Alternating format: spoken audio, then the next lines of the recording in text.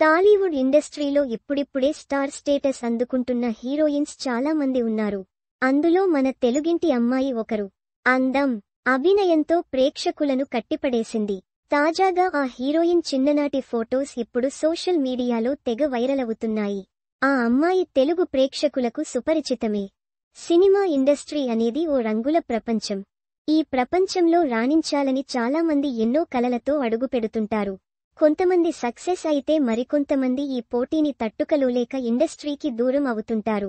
అలాగే చాలా మంది చైల్డ్ ఆర్టిస్టులుగా, సైడ్ యాక్టర్స్గా నటించి మంచి గుర్తింపు తెచ్చుకుని ఆ తర్వాత మెయిన్ హీరోలుగా, హీరోయిన్స్గా చేస్తూ ఉంటారు.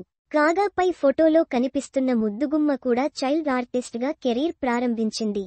ఆ తర్వాత హీరోయిన్గా మారి ప్రేక్షకులను మెప్పిస్తుంది.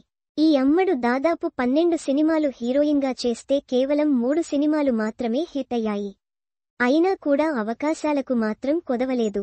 తెలుగుతో పాటు తమిళ్లోనూ అదృష్టం పరీక్షించుకుంది ఈ చిన్నది. అయినా లాభం లేకుండా పోయింది. ఇంతకూ ఆమె ఎవరో తెలుసా? చాలా మంది హీరోయిన్ తెలుగుతో పాటు తమిళ్, హిందీలోనూ అదృష్టం పరీక్షించుకుంటూ ఉంటారు. అలాగే ఈ అమ్మడు కూడా.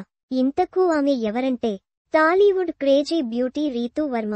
ఈ చిన్నది చైల్డ్ ఆర్టిస్ట్గా కెరీర్ మొదలు పెట్టింది. ఎన్టీఆర్ హీరోగా శ్రీను వైట్ల దర్శకత్వంలో వచ్చిన బాద్షా సినిమాలో చైల్డ్ ఆర్టిస్ట్గా చేసింది రీతూ వర్మ. ఆ సినిమాలో కాజల్ చెల్లిగా నటించింది.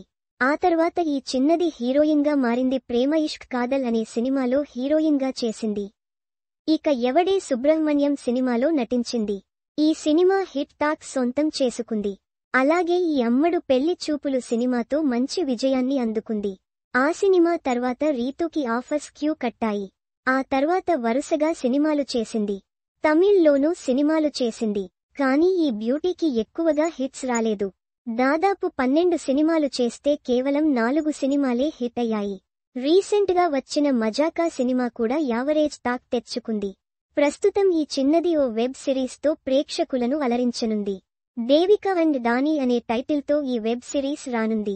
తాజాగా ఈ వెబ్ సిరీస్ ఈవెంట్లో రీతూ వర్మ మాట్లాడుతూ ఎమోషనల్ అయింది. మన చుట్టూ ఉన్న వారే మనల్ని చులకనగా చూస్తారు అని ఎమోషనల్ అయ్యింది.